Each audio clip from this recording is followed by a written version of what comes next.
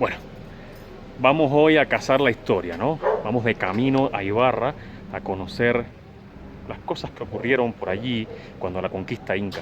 Sí, sí, no escucharon mal. Los incas conquistaron este territorio.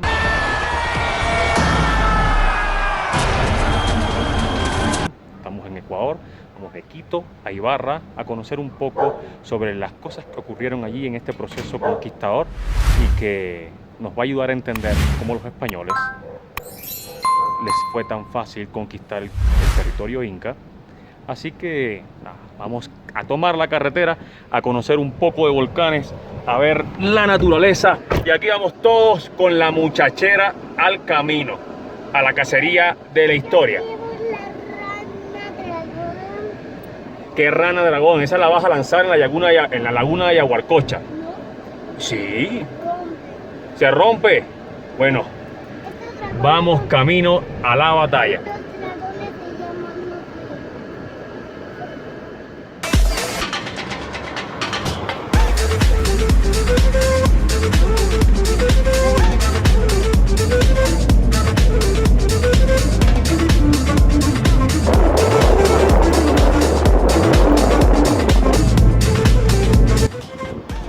Bueno, decidimos detenernos un momentico por acá. Ya saben, con tanta vaquita cerca y tantos cubanos dando vueltas, pues bueno, nos dio como un sueño de hurto, de sacrificio de ganado mayor. Entonces, nada, dar una vuelta por acá, ver las imágenes, ver este paisaje espectacular.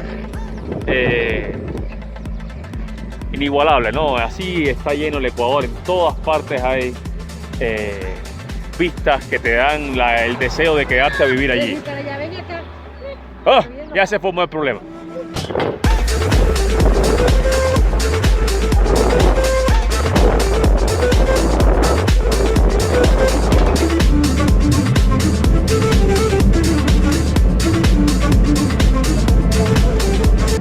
Bueno, después de un largo viaje llegamos a la laguna de Yaguarcocha. Se podrán imaginar que hemos pasado más de 3 horas.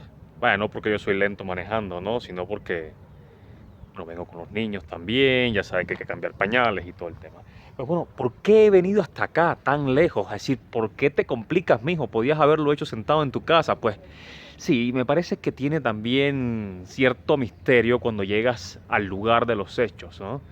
Va a caer un tremendo palo de agua, como están viendo acá atrás, el agua viene sobre mi cabeza, dentro de poco se me congela la calva. Pues lo interesante en todo esto es que estamos en un lugar histórico. Ya empiezan a tronar. Y en este lugar histórico ocurrió un hecho pavoroso, ¿no? Terrible. Después de 10 años, o los que hayan dicho que fue, no hay claridad exactamente cuánto duró, pero casi duró más de una década de resistencia.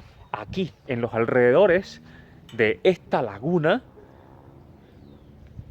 se dio uno de los últimos y más grandes combates de resistencia de los pueblos de la serranía ecuatoriana contra el dominador inca. Y fue entonces cuando, bueno, ocurrió este hecho terrible en el que los pueblos chiris, caranquis, cayambis, todos se habían unido en una gran confederación para contrarrestar el avance de los quechuas. Y en ese momento que se da esta resistencia, algunos hablan de 10.000 soldados en andanadas, 40.000 soldados incas en andanadas contra la resistencia indígena de esta zona, pues al final terminan derrotándolos. Bueno, ya se podrán imaginar lo que pasó aquí, ¿no?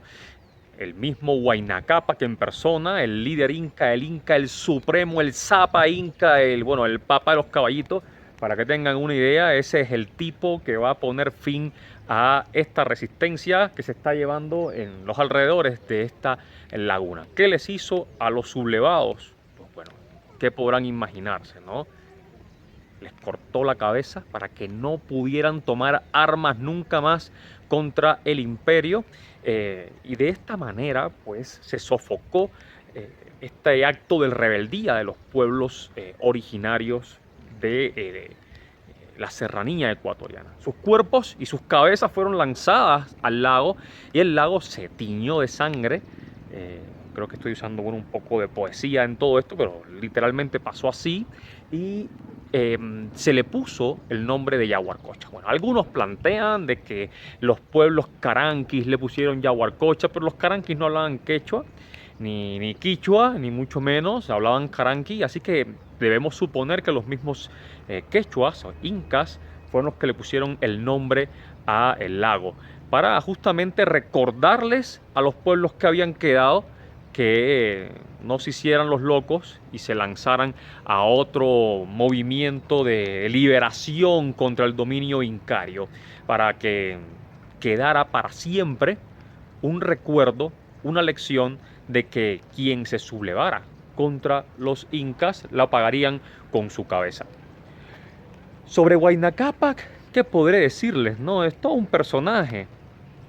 Tiene estos claroscuros naturales que debemos comprender en estos procesos de conquista. Es normal que estos líderes sean altamente crueles. Pero Huayna Cápac tiene un detallito admirable, ¿no? Era todo un romántico, llegó a tener más de 350 hijos, fue una cosa despampanante, todo un semental, ¿no? La figura principal de los rebeldes es el líder indígena Nazacota Puento. Nazacota Puento quedó vivo después de esta mega batalla que se dio en las orillas de este lago y fue llevado a Quito, ¿no? Lo interesante con Nazacota Puento es que al ser llevado a Quito se puso en una huelga de hambre y murió. El Inca, Huayna Cápac, pues ordenó que le retiraran el pellejo para hacer un tambor. Súper entretenido, me imagino, ¿no? Haga un tambor ahí, chivo que rompe tambor, con su pellejo paga, y utilizó el cuerpo de Nazacota Puento para hacer un tambor de guerra.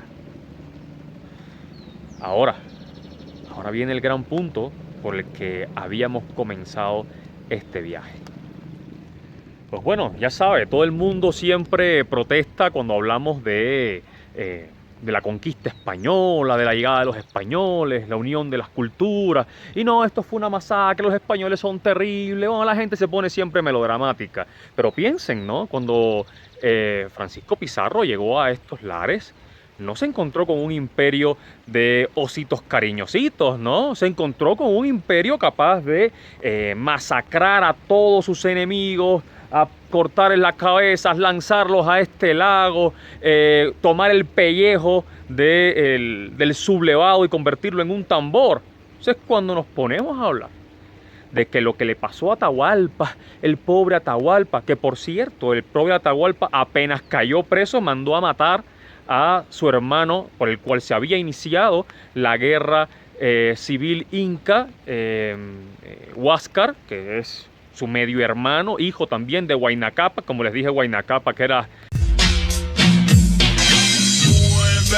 Muévelo, qué sabrosa, muévelo. Pueden imaginar, este personaje con más de 350 hijos, evidentemente tenía una producción en serie.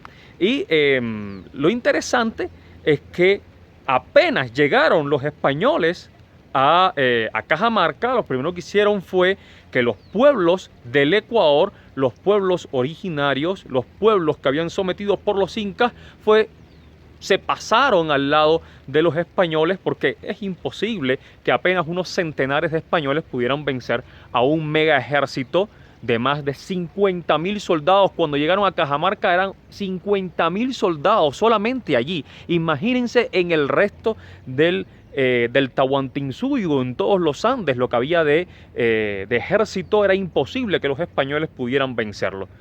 Así que apelaron al odio natural que habían creado en los pueblos conquistados por los incas, se unieron y vencieron al incario. De esta forma se logra explicar por qué razón a los incas no los vencieron los españoles. Los españoles fueron tal vez un elemento psicológico, táctico, lo que quieran, pero el grueso de los soldados que marcharon contra los incas fueron soldados indígenas. Lo mismo pasó cuando la conquista del Imperio Azteca. Los tlaxcaltecas, que pasaron a ser parte del ejército español, derrotaron en constantes batallas a los soldados aztecas. Y lo mismo pasaría acá. De hecho, hay registros que plantean de que los primeros en ser reclutados o que se unieron de manera voluntaria al ejército español fueron los cañaris. Bueno, y como no podía ser de otra manera, así que no nos queda de otra que navegar sobre la sangre de los caídos y disfrutar un rato, porque bueno, ¿quién le iba a decir a estos muchachones que no íbamos a dar esta vuelta en este super dragón de los Andes? Entonces, bueno, ya saben, si vienen aquí a Yaguarcocha, a ver, ¿qué ibas a decir, hijo? En su cuerpo. Estamos dentro de su cuerpo. Bien, si vas a venir a Yaguarcocha, ¿qué te recomiendo, no? Aparte de ya conocer la historia,